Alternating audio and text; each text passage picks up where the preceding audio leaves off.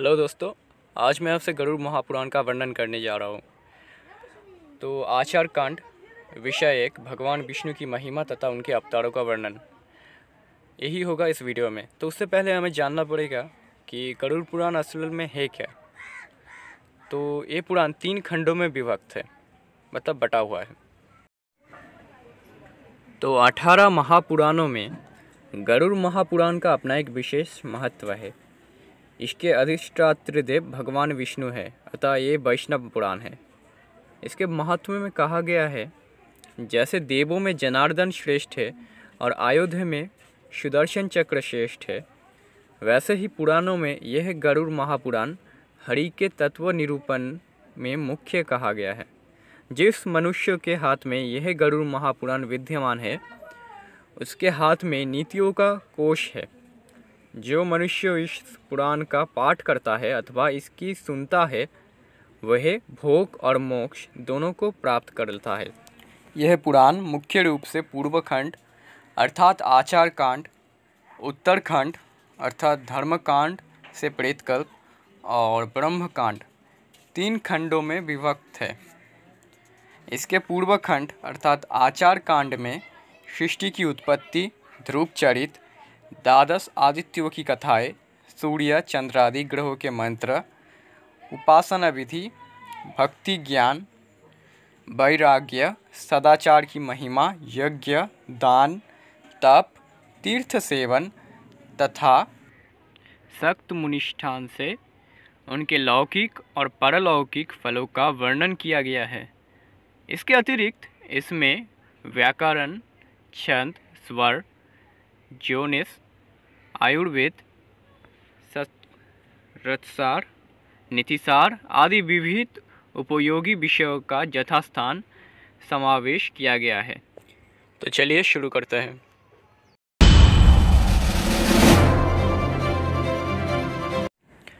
ओम श्री परमात्मने नमः। संक्षिप्त गरुड़ पुराण आचार कांड भगवान विष्णु की महिमा तथा उनके अवतारों का वर्णन। नारायणा नमस्कृत्य नरो चैवा नरोत्तमं देवी सरस्वती व्यासो ततो जयमुदीरते।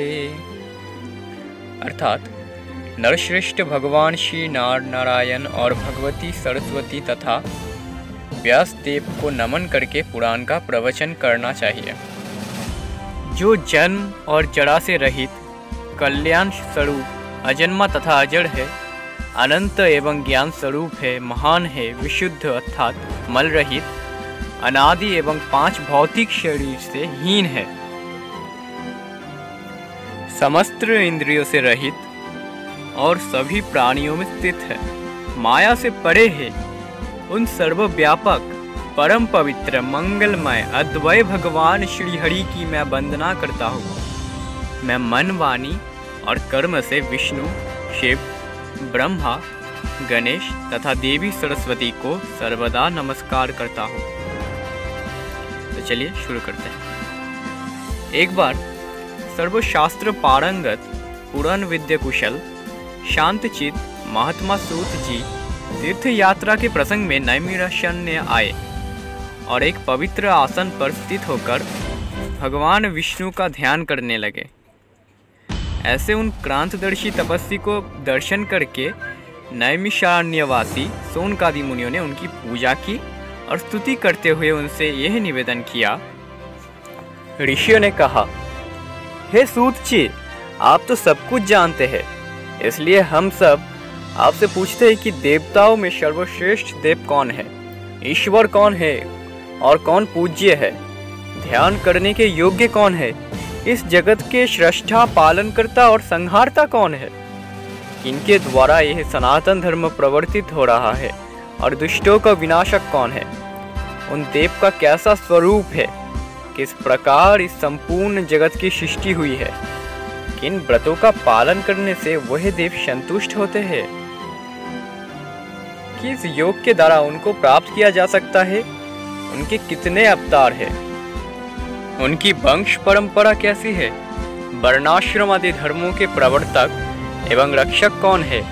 हे महामति श्री सूत जी, इन सभी को और अन्य विषय को हमें बताए तथा भगवान नारायण की सभी उत्तम कथाओं का वर्णन करे। सूत जी बोले, हे ऋषियों, मैं उस गरुड़ महापुराण का वर्णन करता हूँ जो सारभूत है और भगवान विष्णु की कथाओं से परिपूर्ण है। प्राचीन काल में इस पुराण को श्री गरुड़ जी ने कश्यप ऋषि को सुनाया था और मैंने इसे व्यास जी से सुना था। हे ऋषियों, भगवान नारायण ही सब देवों में श्रेष्ठ है। वे ही परमात्मा एवं परम ब्रह्म है। उन्हीं से इस जगत की उत्पत्ति, स्थिति और संहार की क्रियाएं होती है। वे जरा मरण से रहित है। वे भगवान वासुदेव अजन्मा होते हुए भी जगत की रक्षा के लिए सनत कुमार आदि अनेकों अवतार में इस धरा पे अवतरित होते हैं। हे ब्राह्मण, उन भगवान श्री हरि ने सर्वप्रथम कौमार स्वर्ग में सनत कुमार जी के रूप में अवतार धारण करके कठोर तथा अखंड ब्रह्मचर्य का पालन किया। दूसरे अवतार में उन्हीं योगेश्वर श्री हरि ने जगत की स्थिति के लिए हिरण्याक्ष के द्वारा रसातल में ले जाई गई पृथ्वी का उद्धार करते हुए वराह शरीर का धारण किया। तीसरे ऋषि स्वर्ग में देवर्षि नारद के रूप में अवतरित होकर उन्होंने सातवत तंत्र अर्थात नारद पंचरात्र का विस्तार किया, जिससे निष्काम कर्म का प्रवर्तन हुआ। चौथे नर नारायण अवतार में भगवान श्री हरि ने धर्म की रक्षा के लिए कठोर तपस्या की और वे देवताओं तथा असुरों द्वारा पूजित हुए। पांचवें अवतार में भगवान श्री हरि कपिल नाम से अवतरित होकर जो सिद्धों में सर्वश्रेष्ठ है और जिन्होंने काल के प्रभाव से लुप्त हो चुके शाक्य शास्त्र की शिक्षा दी। छठे अवतार में भगवान नारायण ने महर्षि अत्रि की पत्नी अनुसूया के गर्भ से दत्तात्रेय के रूप में अवतीर्ण होकर राजा अलके और प्रहलाद आदि को ब्रह्म विद्या का उपदेश दिया। सातवें अवतार में श्री नारायण ने इंद्रादि देवगणों के साथ यज्ञ का अनुष्ठान किया और इसी स्वयंभू मन्वंतर में आकुति के गर्भ से रुचि प्रजापति के पुत्र रूप में यज्ञ देव नाम से अवतीर्ण हुए। आठवें अवतार में वे ही भगवान विष्णु नाभि एवं मेरु देवी के पुत्र रूप में ऋषभदेव नाम से प्रादुर्भूत हुए।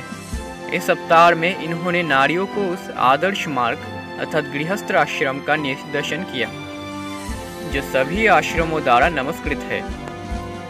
ऋषियों की प्रार्थना से भगवान श्री हरि ने नवे अवतार में पार्थिव शरीर अर्थात पृथु का रूप धारण किया और गौरूपा पृथ्वी से दुग्ध रूप में अन्नानदिक महो औषधियों का दोहन किया, जिससे प्रजाओं को जीवन का रक्षा हुआ। अर्थात इस अवतार में वे भगवान विष्णु गौरूपी पृथ्वी से महा औषधि का दोहन किया, जिससे उनकी प्रजा की रक्षा हुई। इसके बाद के अवतार है 10वें अवतार में मत्स्य अवतार ग्रहण कर इन्होंने चाक्षुष मन्वंतर के बाद आने वाले प्रलय काल में बेबस मनु को पृथ्वी रूपी नौका में बैठाकर सुरक्षा प्रदान की। 11वें अवतार में देवों और दानवों ने समुद्र मंथन किया था। उस समय भगवान नारायण ने कूर्म रूप ग्रहण करके मंदराचल पर्वत को अपनी पीठ पर धारण किया, जिससे दानव समुद्र मंथन कर पाए। वैसे वो एक कछुआ टाइप अवतार था, तो माफ़ करना भाषा खराब यूज़ की तो उसके बाद है उन्होंने 12वें अवतार में धन्वंतरी तथा 13वें अवतार में मोहिनी का रूप ग्रहण किया और इसी स्त्री रूप में उन्होंने अपने सौंदर्य से दैत्यों को मुक्त करते हुए देवताओं को अमृत दान कराया।